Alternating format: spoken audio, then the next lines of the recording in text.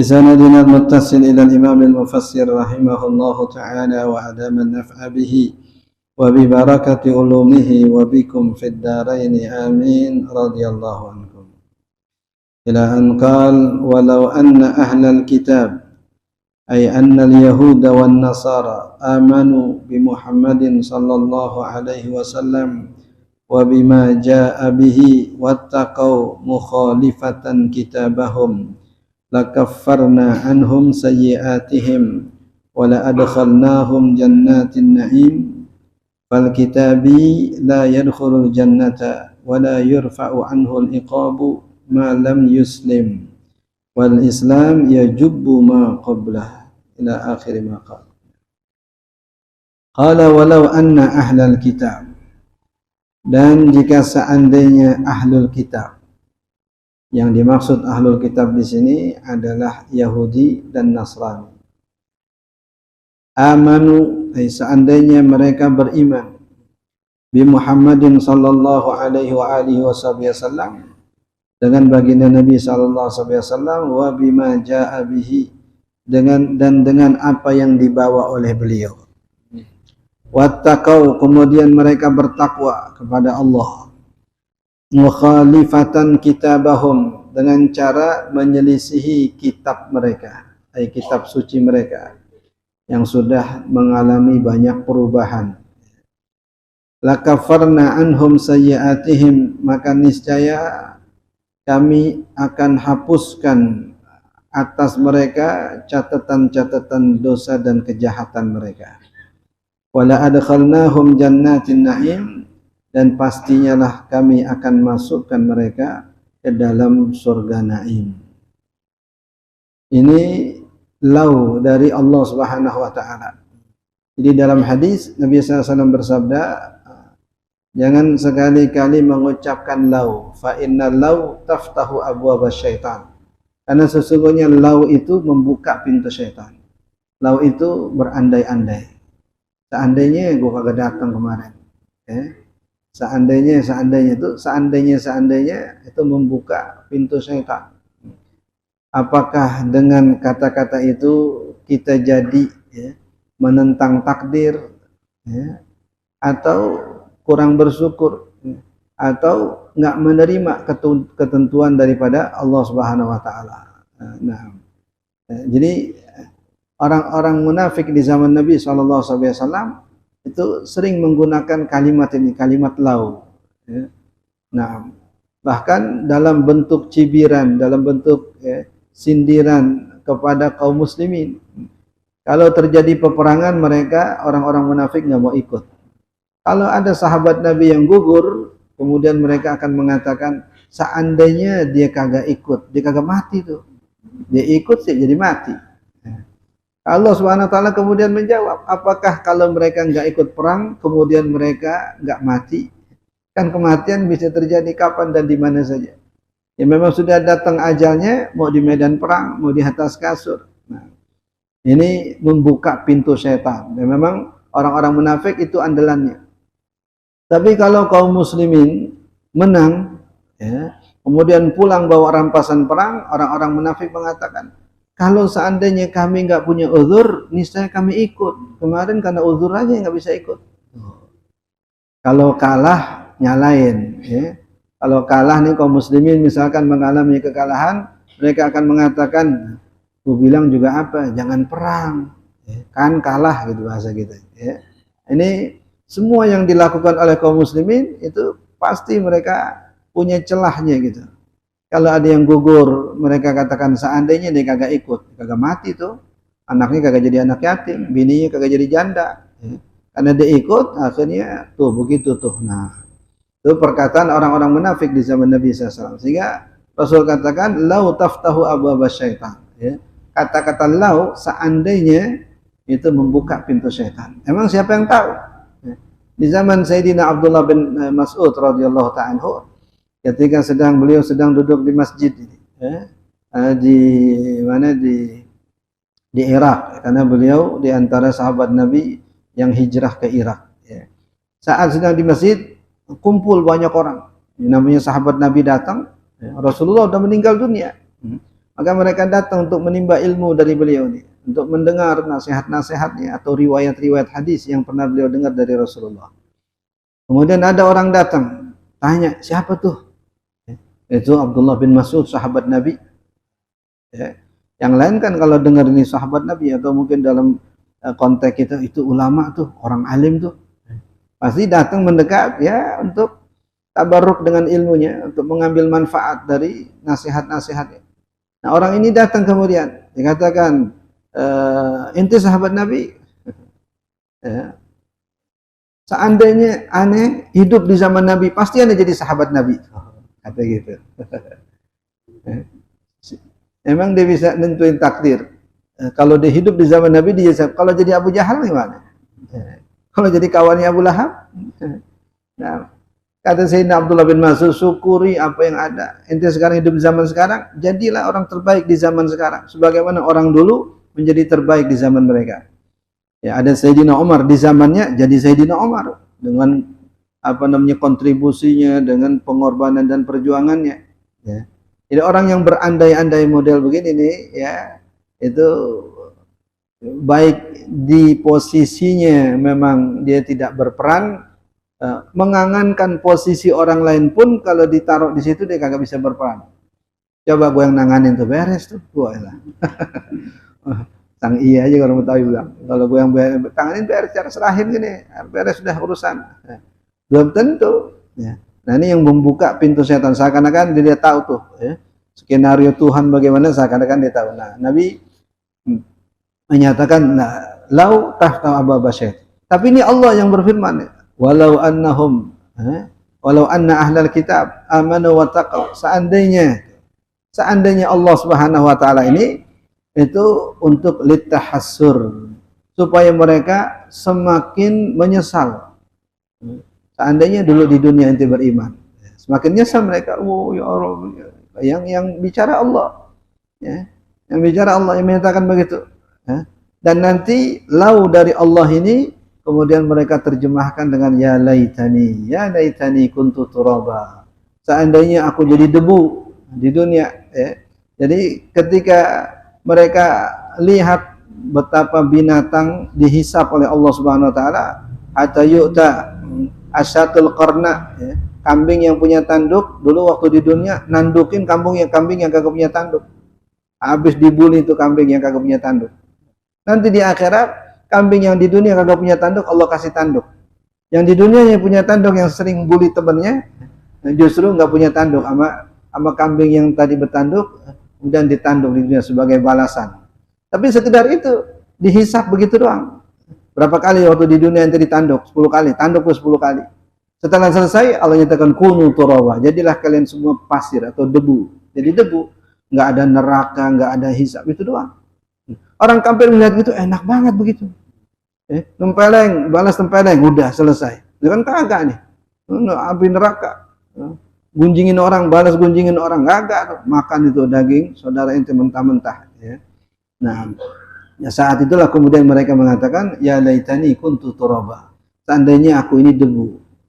Ketika melihat Rasulullah SAW atau para nabi dan pengikutnya masuk ke surga, mereka katakan ya laitani ittakhaztu ma'ar rasuli sabila. Seandainya dulu aku ngikutin nabi, seandainya dulu aku ngikutin jalannya nabi.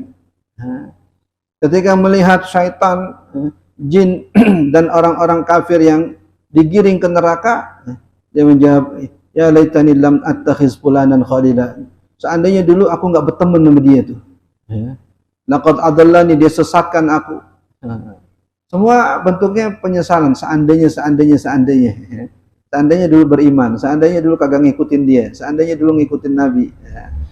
Itu Allah Subhanahu wa taala nyatakan demikian supaya mereka semakin menyesal, ya. Semakin sedih dengan keadaan yang mereka alami.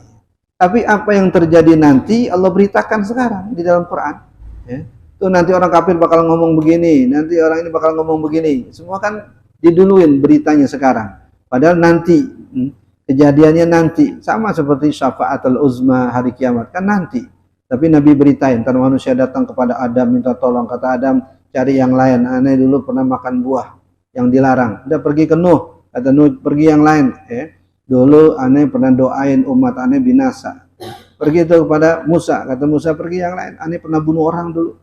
Gue pergi ke Ibrahim, kata Ibrahim aneh pernah bohong 3 kali. Pergi ke Isa, Isa nggak nyebutin apa kesalahannya. Nggak, mohon maaf aneh nggak bisa. Nafsi pergi ke Muhammad. Itu kan nanti peristiwanya nanti, tapi sekarang udah dikasih tahu, dibocorin sama Nabi SAW.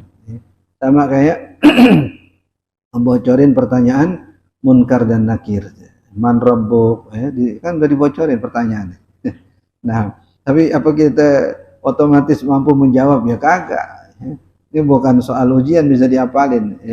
Ini yang ngejawab amal kita. Nah, ini walau anna ahlal kitab, dan seandainya ahlul kitab, annal yahud wan nasara, orang-orang Yahudi dan Nasrani, amanu bi Muhammadin, mereka mau beriman kepada Rasulullah SAW. Karena ini khitabnya yang hidup di zaman baginda Nabi.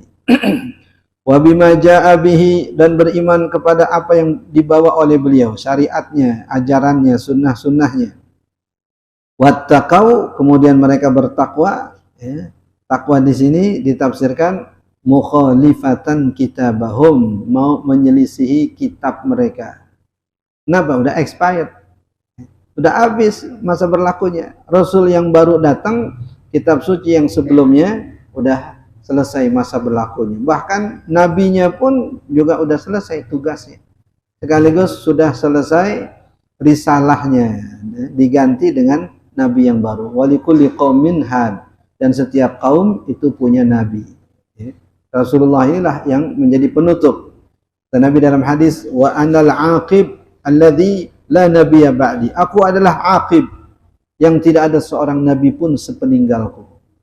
Nabi yang lain sesudahnya ada nabi, sesudahnya ada nabi. Kalau Rasulullah ini salah satu nama beliau aqib, artinya enggak ada lagi nabi sesudahnya. Akibah, kan akibah kan paling belakangan itu, paling terakhir, atau ba'da gitu, enggak ada lagi sesudah beliau. Ala wattaqau mukhalifatan kitabahum, kalau mereka mau beriman kepada baginda Nabi, mau meninggalkan kitab suci mereka yang tadi sudah expired, Nasrani, Yahudi, berganti dengan Quran. Allah sudah gantikan dengan Al-Quran. Apa janji Allah kepada mereka? Lakaffarna anhum, maka niscayalah kami akan menghapuskan dari mereka sayyiatihim, catatan dosa-dosa mereka. Masa lalu mereka sebelum Islam itu Allah bakal hapus. Kaffarna, jadi kafara, secara bahasa artinya Allah tutupin. Ini orang disebut kafir karena hatinya ditutup oleh Allah Subhanahu wa taala, atau mereka menutup hatinya dari iman kepada Allah Subhanahu wa taala. Bahasa Inggris juga cover, cover hatinya tutup. Nah, la kafarna anhum sayyiatihim wa la adkhalnahum jannatin na'im, dan pastilah kami akan masukkan mereka ke dalam surga Naim. Ini semua menggunakan huruf lam litaukid, untuk menekankan. Pastilah kami hapus dosa-dosa mereka, dan pastilah kami akan masukkan mereka ke dalam surga. Nah, jadi penjelasan tafsirnya, kata Imam Nawawi di sini, fal kitabi, maka seorang ahli kitab, yakni nisbah al-kitabi, orang yang dapat kitab suci, maksudnya Yahudi dan Nasrani. La yadkhulul jannata, tidak akan mungkin masuk ke dalam surga.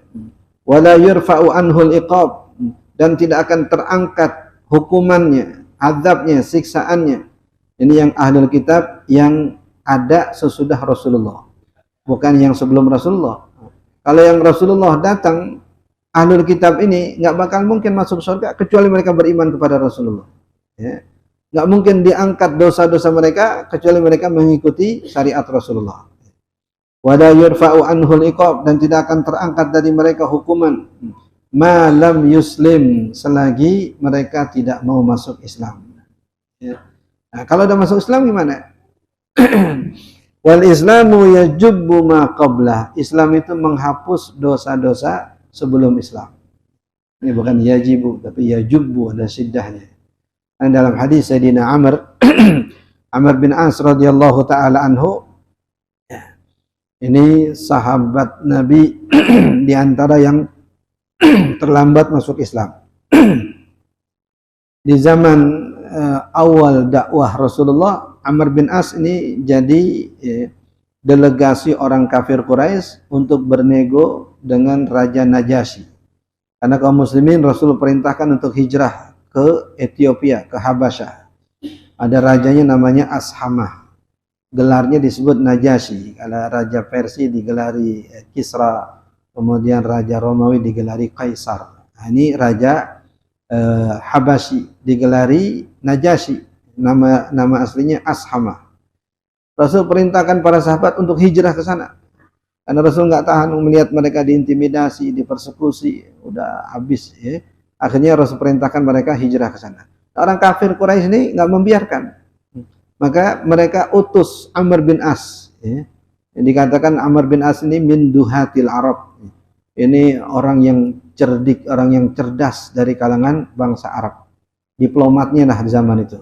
Supaya bernegosiasi dengan Raja Najasyi. Supaya sahabat Nabi ini dipulangin lagi ke Mekah. Agar mereka bisa intimidasi, agar mereka bisa tarik. Takut-takut nanti di sana mereka mempengaruhi orang-orang Habasyah untuk kemudian masuk Islam. Dan kemudian Raja Najasyinya akhirnya masuk Islam. Yang walaupun dia tidak sempat bertemu dengan Rasulullah. Sehingga ini dikategorikan sebagai Al-Mukhadram. Al-Mukhadram istilah untuk orang yang masuk Islam di zaman Nabi, tapi tidak sempat ketemu Nabi. Ada Sayyidina Uwais Al-Qarni, ada Sayyidina Abu Muslim Al-Khulani, ada Raja Najasyi. Masuk Islam di zaman Nabi, tapi nggak sempat datang ke Madinah atau datang ke Mekah untuk melihat langsung. Maka kriteria sahabat yang pertama melihat langsung Rasulullah. Ya. Nah, Raja Najasyi ini berarti masuk kategori tabi'in karena mereka atau beliau hanya berjumpa dengan para sahabat Nabi.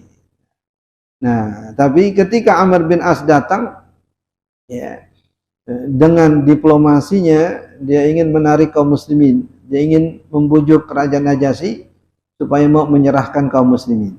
Ya, ditolak. Ya. Karena Nabi SAW nggak salah pilih. Rasul ada di Mekah, ngutus sahabat untuk hijrah ke Habasyah. Nabi tahu di situ ada raja yang la yuzlam indahu ahad, yang nggak zalim sama orang, ya, yang adil, yang fair. Ya. Kalau baik bakal dilindungi. Ya. Maka sahabat pun pergi ke sana, ada 80 orang sahabat, termasuk Sayyidina Utsman Ibn Affan dengan istri beliau yang putri Nabi SAW. Rasul katakan keluarga yang pertama kali hijrah untuk meninggalkan kampung halamannya setelah Nabiullah Nuh alaihi salam adalah Utsman dan istrinya. Keluarga hijrah untuk agama, hijrah untuk menyelamatkan akidahnya ini dari kerabat baginda Nabi SAW. Jadi karena kalah argumentasi, kalah diplomasi, akhirnya Amr bin As pulang. Nah, dalam perjalanan waktu akhirnya beliau pun masuk Islam, Amr bin As. Padahal pernah jadi tokoh Quraisy. Nah, ketika datang masuk Islam, dia katakan, "Ya Rasulullah, ubsud yadaka ubayyika, tolong julurkan tanganmu, aku mau membaiat kamu." Ini diantara yang diharapkan Islam ya, karena tokoh. Ya. Maka Rasul menjulurkan tangannya. Amr bin As kemudian tarik lagi tangannya. Kata baginda Nabi, "Ya Amr, lima qabatta ilaika yadak." Tadi minta dibaiat, sekarang tangannya tarik lagi. Ada apa nih? Kata Amr, "Ini ashtarit, ya Rasulullah, aku punya syarat." Apa syaratnya? Dosa-dosaku sebelum Islam Allah ampunin, Allah hapusin. Kalau memang ada jaminan begitu, aku mau masuk Islam. Dia tahu dosanya banyak. Di antara dia barisannya Abu Sufyan, barisannya Abu Jahal, tokoh Quraisy.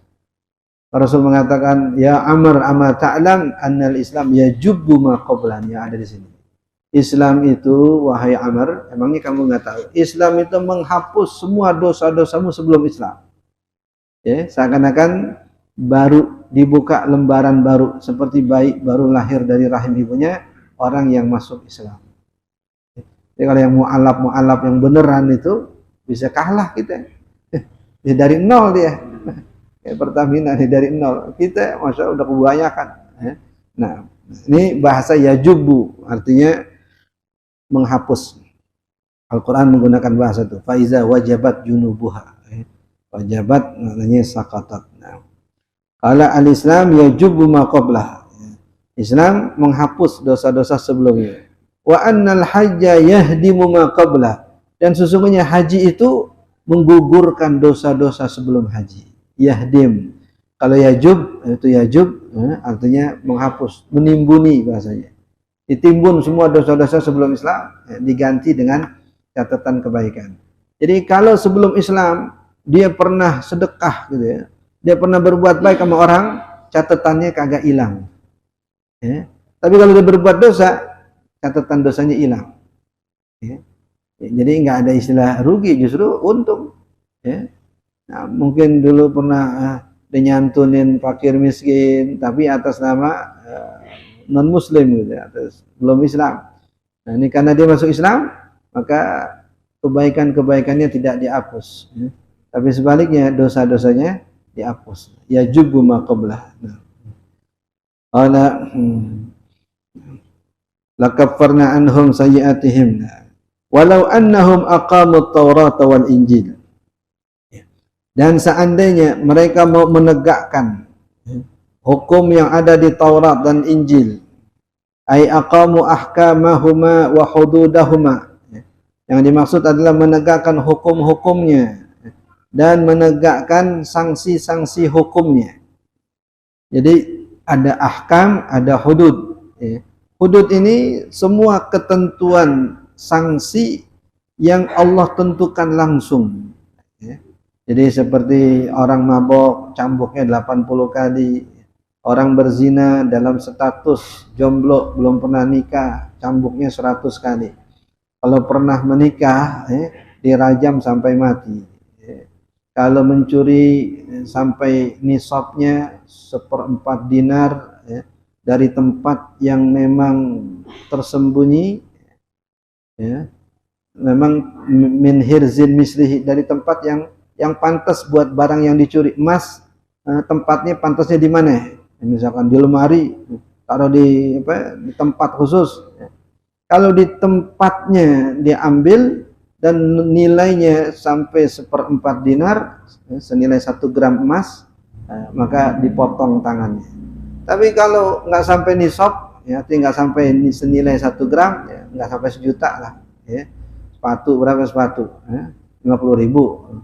Nyolong sepatu 50.000, babak belur. Ya, rumah sakit berapa ratus ribu. Kalau masih hidup, kalau sampai dibakar, aduh.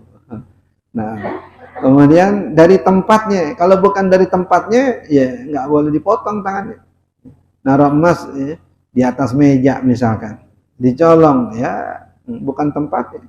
Walaupun disanksi tapi nggak sampai dipotong tangan. Naruh motor, pantasnya di mana motor? Ya, di garasi misalkan, ini di pinggir jalan motor. Walaupun nominalnya sudah sampai nisab, tapi bukan di tempat seharusnya, itu nggak dipotong tangannya. Ini lain bicara hukum negara, ya, penjara, yang lain lagi hukum negara. Nah, itu rukunnya, syaratnya. Jadi hukum itu memang terkesan berat, tapi syaratnya juga berat untuk bisa ditegakkan. Ya. Seperti di kisos, ya.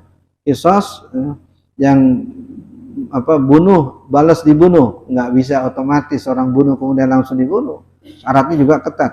Ya. Ada kriteria bentuk pembunuhan seperti apa yang hukumannya hukuman mati. Kayak kita nih ada pembunuhan berencana dan seterusnya. Itu kan kalau nggak berencana, kalau gini kan nggak sampai hukuman mati. Nah, di Islam jauh lebih detail daripada itu. Kalau mereka itu ahli kitab mau menerapkan hukum-hukum yang ada di dalam Taurat, karena dalam Injil ini tidak berisi hukum. Injil hanya menerapkan apa yang sudah ada di dalam Taurat, yang diistilahkan dengan perjanjian lama. Sedangkan Injilnya perjanjian baru. Nah, di ujungnya ada kidung-kidung yang disebut dengan mizmar, yaitu bagian dari Zaburnya Nabiullah Daud alaihissalam. Isinya pujian-pujian, lagu-lagu. Nah, kalau mereka mau menerapkan hukum yang ada di dalam kitab Taurat itu, yang kemudian diadopsi oleh Injil, ya. Nah, wa ma anzalna ilaihim min rabbihim wa ma unzila ilaihim min rabbihim, dan apa yang Allah turunkan kepada nabi-nabi mereka, karena selain Taurat, selain Zabur, ya, selain Injil, ada lagi kitab-kitab suci yang lain.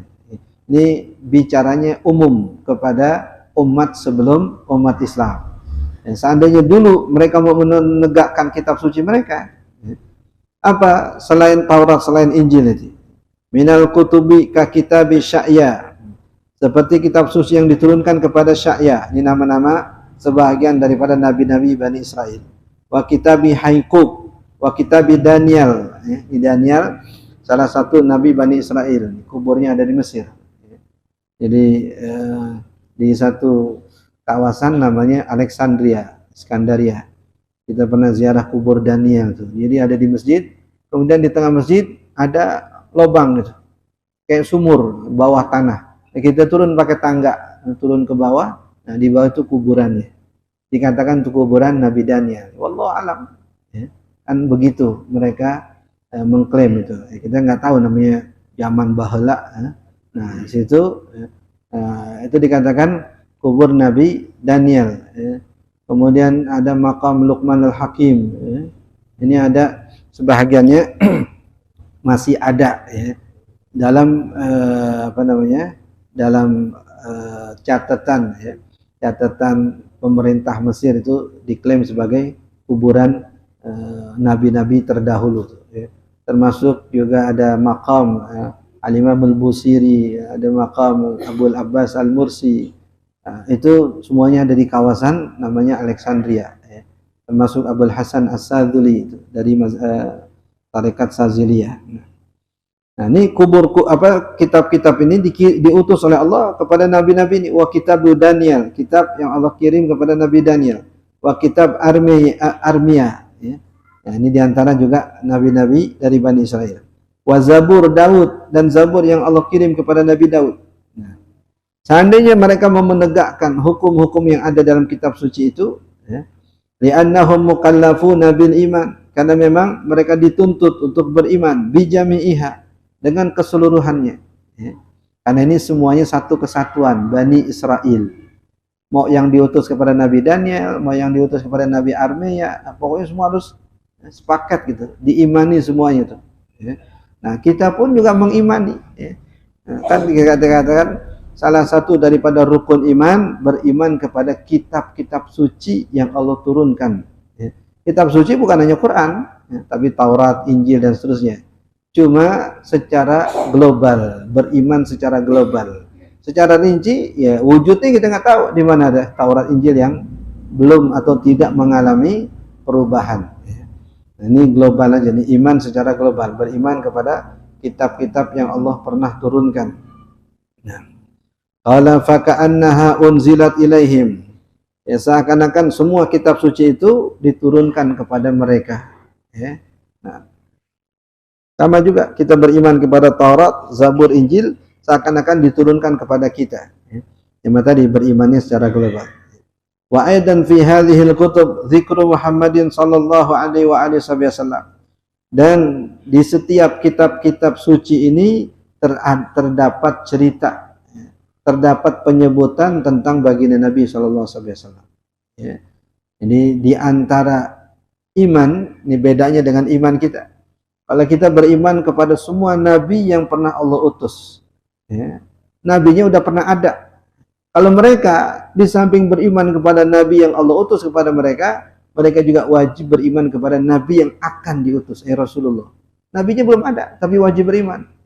Kenapa? Karena setiap nabi itu memberitahukan umatnya akan datang nabi akhir zaman. Semua ngasih tahu, dan mereka wajib beriman. Dan para nabi dan para rasul berbaiat kepada Allah. Ya. Kalau Nabi akhir zaman diutus, mereka akan membela. Datang surunna. Kalian akan membela, kalian akan menolong Nabi akhir zaman. Nabinya belum ada, tapi mereka sudah dibaiat oleh Allah Subhanahu wa taala. Wa id akhadallahu mitsaqan nabiyyin. Ingatlah ketika Allah mengambil sumpah para nabi. Ya. Nah, salah satu sumpahnya tadi, kalau Muhammad diutus, mereka akan membela. Nah, salah satu bentuk pembelaan, mereka memberitahu umatnya akan datang Nabi akhir zaman. Yang terakhir disebut Nabi Isa, wa mubasyiran bi rasulin ya'ti min ba'di ismuhu Ahmad. Itu yang dikekalkan dalam Al-Qur'an. Adapun nabi-nabi yang lain tadi Allah sebut secara global. Allah ambil sumpah mereka. Nah, di dalam kitab suci itu terdapat zikru Muhammad, sebutan tentang Rasulullah. Fayakunal murad bi iqamati hadhil kutub al-iman bi Muhammadin sallallahu alaihi wasallam. Maka yang dimaksud dalam Al-Quran atau dalam ayat ini, ay ahlul kitab, tegakkan dong tuh isi kitab suci kalian. Nah, imani dong tuh isi kitab suci kalian. Yang dimaksud iman di sini iman kepada Rasulullah, karena di dalam kitab suci kalian terdapat sebutan, terdapat berita tentang Rasulullah SAW. Kalau mau fair gitu ya, kalau mau jujur, kalau mau mengaku beriman kepada kitab suci kalian, salah satu isinya cerita tentang Nabi akhir zaman. Bahkan sahabat yang akan menjadi sahabat Rasul, kriterianya sudah disebut dalam kitab suci mereka. Ya, nah, dikatakan apa namanya, suduruhum masahifuhum, dada-dada mereka itu menjadi Quran berjalan. Kalau dulu umat terdahulu nggak ada yang hafal kitab sucinya. Yang namanya kitab suci lembaran-lembaran kertas. Ya. Tapi umat baginda Nabi, dada mereka jadi kitab suci. Artinya mereka simpan di dadanya, mereka hafal. Ya. Al-Quran berjalan. Itu disebut masahifuhum, suduruhum masahifuhum. Yasufuna fis salati kasufufihim fil kitab. Kalau mereka sholat, baris seperti orang baris lagi perang. Semuanya diceritain secara rinci. Ya. Maka ketika Rasulullah SAW dibangkitkan jadi nabi dan rasul, Allah pastikan ya'rifunahu kama ya'rifuna abna'ahum. Orang-orang Yahudi kenal betul Rasulullah karena sudah rinci ada ceritanya di dalam Taurat. Sebagaimana mereka mengenali anaknya. Kan kalau kita anak kita yang tompel, yang kutilan misalkan, yang ada tanda lahir di sini sih kan tahu kita, yang kita yang nyebokin. Yang kalau dia kecil mengtelanjang kita yang lihat. Nah, ini gambaran Al-Quran begitu. Mereka orang-orang Yahudi mengenal Muhammad seperti mereka mengenali anaknya. Maka ketika Rasulullah diajak Abu Talib melakukan perjalanan ke negeri Syam, Syria sekarang, kan dicegat oleh apa namanya, pendeta. Ya, ada namanya pendeta Buhaira. Itu pendeta tinggal tepat di depan pohon yang disebut dengan pohon sahabat.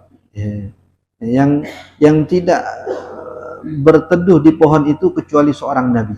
Dia dapat datanya tuh, maksudnya itu pohon menjadi penanda siapa yang berteduh di bawahnya berarti dia adalah nabi. Maka dia tinggal di depan pohon itu. Setiap orang lalu lalang dari Mekah mengadakan perjalanan yang Allah sebut rihlatas syita'i was-saif, tuh surat Quraisy, itu dia nggak ada yang mampir di situ, nggak ada yang singgah di situ. Nah, tapi ketika Abu Talib datang, mereka singgah di situ. Tapi masing-masing ngambil tempat, nyari tempat buat istirahat. Tapi Rasulullah SAW yang ketika itu masih usia 8 tahun. Ketika datang udah dipayungin awan. Ketika singgah di bawah pohon, maka yang tadi menaungi ke arah lain, setelah Rasul duduk di bawahnya, semua menaungi beliau. Jadi kan bayangan pohon itu kan bisa meneduhkan kita. Rasulullah SAW kemana beliau duduk, di situ pohon. Maka gimana caranya supaya dia bisa mengetahui siapa di antara mereka itu yang nabi. Maka diundang makan. Kalian musafir, ya kami undang makan. Abu Talib datang. Ya. Nah ini kali ini awan yang tadi naungin rombongan kagak ikut datang, masih ada di pohonan. Maka si Buhaira bertanya, semua rombongan udah kemari? Udah, belum. Masih ada yang di sono kali. Ada. Bocah nungguin apa? Nungguin onta. Ini kan jamuan makan nih, terhormat ini ya. Masa bocah ngikut-ngikut, panggil ke sini, panggil. Nah, tanya, siapa nih? Kata Abu Talib, anak saya. Oh, nggak mungkin. Nabi akhir zaman yatim, nggak punya bapak, jangan ngaku-ngaku babenya. Kata Abu Talib, bener, ini anak saudara saya, Abdullah. Terus satu persatu dikonfrontir itu tanda-tandanya. Kata Buhaira, Abu Talib, aneh saranin ente balik. Jangan terusin perjalanan ke negeri Syam. Kenapa? Di sana udah nungguin orang-orang Yahudi. Mereka pengen cari tahu mana Nabi akhir zaman. Kalau mereka tahu bukan dari Yahudi, dibunuh. Kenapa? Mereka tahu betul ciri-cirinya. Ente aja kagak tahu nih. Ini ciri-cirinya. Dia Abu Hurairah tadi udah mastiin tanda-tandanya itu. Dan dibenarin oleh Abu Talib tadi. Abu Talib nerima saran itu, dibawa pulang. Padahal ini perjalanan bisnis nih, aset orang-orang Mekah semua ada di tangan beliau. Tapi karena saran begitu dan disayang sama keponakannya, akhirnya keponakannya dibawa pulang. Itu pernyataan Buhairah. Orang-orang Yahudi tahu betul ciri-ciri Nabi akhir zaman, itu Rasulullah SAW. Nah, suruh pulang, akhirnya mau dia pulang. Ada Fayakunul murad wa qila al murad bima unzila ilaihim min rabbihim al Quran. Yang dimaksud dengan berimanlah atau tegakkanlah kitab suci yang Allah turunkan kepada kalian, yang dimaksud adalah Al-Quran. Setelah berlalunya masa kitab suci mereka, nih ada kitab suci yang baru, yang lebih baik dari kitab suci yang terdahulu dan yang menghapus kitab-kitab suci yang terdahulu. Nah, kalau kitab suci yang lain itu enggak menghapus kitab suci sebelumnya. Datang misalkan Injil, itu tidak menghapus Taurat, bahkan masih berlaku hukum Taurat. Begitu juga dengan Zabur, begitu juga dengan Suhuf Ibrahim, Suhuf Musa. Beda dengan Al-Quran. Semua kitab suci expired ketika Al-Quran turun. Dan semua Nabi dan Rasul syariatnya selesai dengan syariatnya Rasulullah SAW. Syariat yang lain masih berlaku dengan Nabi yang lain, kecuali dengan syariat Rasulullah SAW. Li'annahum ma'muruna bil iman bihi, karena mereka diperintahkan untuk beriman kepada Al-Quran. Faka'annahu nazala ilaihim, seakan-akan Quran itu turun kepada mereka, padahal bukan kepada mereka, tapi tetap mereka wajib beriman. Qala la akalu min fawqihim wa min tahti arjulihim. Kalau mereka mau beriman kepada Allah, beriman kepada kitab suci, beriman kepada Rasulullah, la akalu min fawqihim wa min tahti arjulihim, niscaya mereka akan bisa makan dari yang ada di atas kepala mereka dan dari yang ada di bawah kaki mereka. Yang ada di atas kepala apa? Burung. Berbagai macam jenis burung. Bahkan Bani Israel pernah mengalami fase di mana kalau mau makan burung, itu burung turun di atas. Ada apa di atas? Saat mereka pengenin, itu burung turun. Kemudian mereka sembelih, mereka makan. Ikan begitu juga. Nah, kalau mau mereka makan ikan, tinggal ke pantai doang, ikan yang nyamperin. Akhirnya mereka bosan. Segampang itu dapat makanan, akhirnya mereka bosan. Al-manna wa salwa itu. Alman itu jenis minuman, kayak madu gitu. Kalau mau minum madu tuh turun dari langit. Nah, ini janji Allah. Kalau mereka mau beriman, la akalu min fawqihim wa min tahti arjulihim. Dari atas mereka bisa makan, dari bawah mereka makan. Tinggal korek yang di bumi keluar tuh, apa tanamannya, tumbuhannya. Nah, itu janji Allah Subhanahu wa taala kalau mereka mau beriman. Wa hadhihi mubalaghatun fis sa'ati wal khasbi. Ini bentuk mubalaghah, artinya kelebihan yang Allah janjikan. Fis sa'ah, dari kelapangan rezeki, wal khasbi, dan kesuburan. Saking suburnya, kaki yang mereka injak numbuh tumbuhan gitu. Saking lapangnya rezeki, yang berterbangan di udara bisa mereka makan. Nggak pakai nangkep kasarnya, tinggal mereka klepekin aja tuh, turun burung. Li'anna hunaka fawqan wa tahtan. Ini bukan berarti ada istilah atas dan bawah ini. Maksudnya dari arah mana saja itu rezeki bakal datang kalau mereka mau beriman. Dan ini nggak berlaku buat mereka saja, kita umat baginda Nabi juga begitu. Wa may yattaqillah yaj'al lahu makhraja wa yarzuqhu min haitsu la yahtasib. Siapa yang bertakwa kepada Allah, Allah bukakan kelapangan dan Allah anugerahkan rezeki dari arah yang tidak diduga. Nah, wal makna. Nanti baru beliau jelaskan apa maknanya, apa maksudnya. Makan dari atas, makan dari bawah. Wallahu a'lam.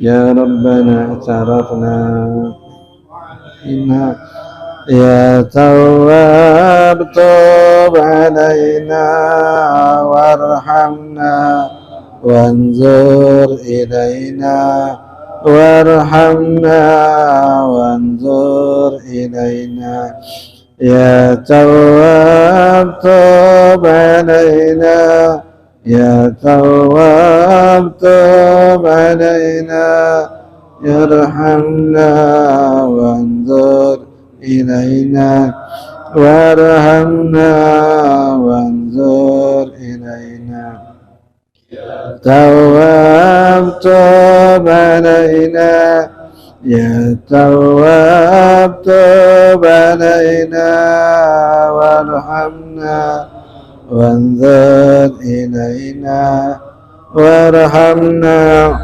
wanzur ilaina Rabbana atina fid dunya hasanah wa fil akhirati hasanah wa qina adzaban nar wa sallallahu ala sayyidina Muhammadin wa alihi wasallam walhamdulillahi rabbil alamin. Assalamualaikum warahmatullahi wabarakatuh.